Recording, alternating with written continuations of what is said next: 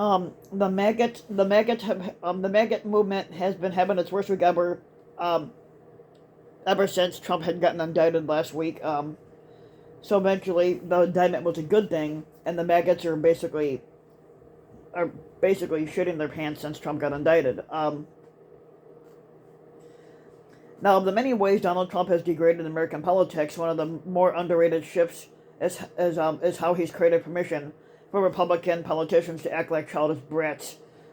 They used to feel obliged to fake maturity in public appearances, but now the typical Republican leader displays the emotional regulation of the drunkest person left at the bar at 3 a.m. The most recent example comes courtesy of Dan Kelly, the election-denying anti-abortion fanatic, who just who just got his ass beat at the polls in Tuesday's Wisconsin Supreme Court race. Now we wish that in a circumstance like this, basically he said that in a circumstance like this, I would be able to concede to a worthy opponent. Of course, the person he lost to is worthy, and he whined after he lost to Milwaukee County Judge Janet Potasiewicz in the hotly contested race.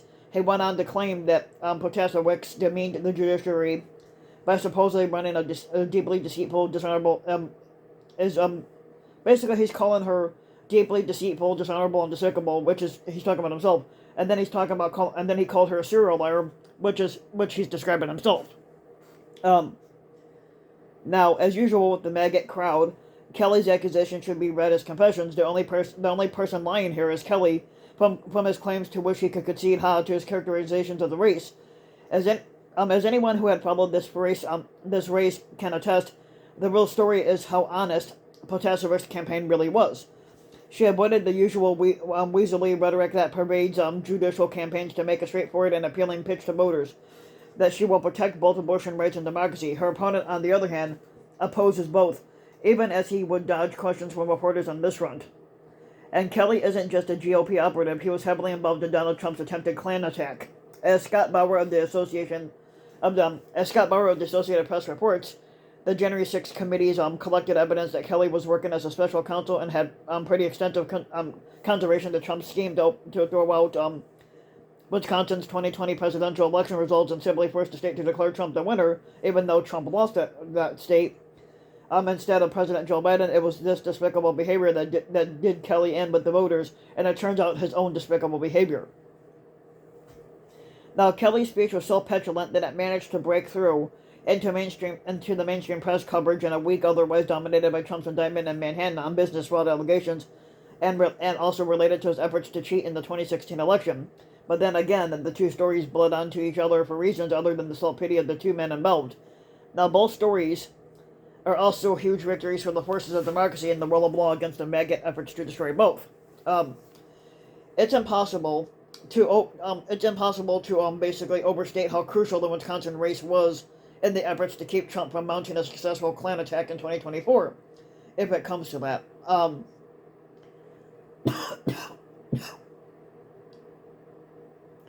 Now, if Kelly had won the race, Trump would be nearly certain to win any lawsuit demanding, no matter how facetious the grounds are, and that a Biden victory will be thrown out and an illegitimate Trump elector be appointed to anoint him in 2024 instead.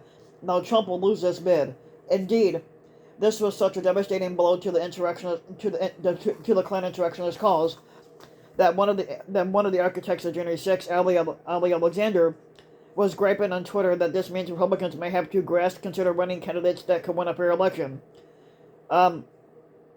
See, basically the Republican elections are they're considered fair if only the Republicans win, and then if they lose, then they whine and bitch about how they were cheated out of a win.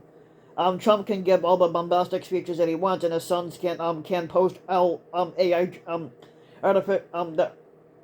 AI generated fantasies pretending that their dad is popular, which he's not. But in the real world, there are definite signs that the maggot movement is feeling demoralized, and Trump's escalating calls for protests were unsubtle calls for violence against Manhattan District Attorney Alvin Bragg or anyone involved in holding Trump accountable. In both cases, however, his followers mostly took a pass because of the Klan attack that happened, and they didn't want to be in trouble again. Now, when the maggots didn't show up at the courthouse the first time, Trump demanded it on Tuesday, March 21st, that it could be written off as a short notice, saying, after all, Trump only posted a protest take our nation back on the Saturday before giving his followers only 3 short days to book travel from the red state hinterlands to the Big Apple. Of course, our nation's already back because we kicked Trump out.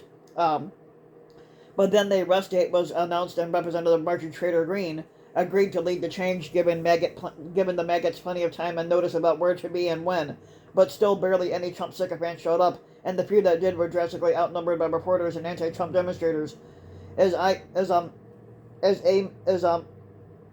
Ismail of Slate reported, the journalists on the ground were so bereft of bona fide Trump sycophants to interview that they literally lined up to interview one of the few that did bother the show.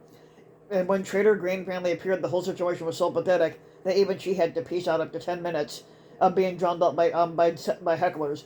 And the only other Republican member of Congress to show their ugly face was Representative George Liar Santos of New York, who's currently just trying to squeeze the rubes for every penny that he can get until his embarrassed constituents have a chance to throw him out of office. Now, despite sending his team to feed every mainstream political reporter stories about how stoked Trump was to be arrested, once Tuesday actually came around, the bombastic ex-squatter just seemed anxious and tired, and that's clearly after going through the extensive hair and makeup prep that he goes through for public appearances, no less. And there's so much to unpack in these images, and one from inside the courthouse.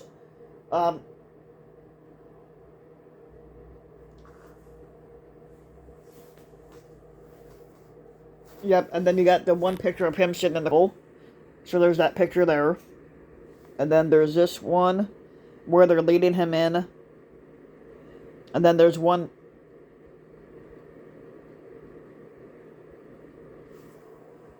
those few photos there. Now, to be certain, maggot is nothing if not dodged. Or dogged, basically, if you want to call it that. It's an authoritarian movement of angry white reactionaries who believe that this is now or never a movement for the gripe on power that they believe is their due. And they believe themselves to be people with nothing left to lose. It's why they embrace and personally dangerous strategies like vaccine refusal, just in the hope that it will give them a political edge.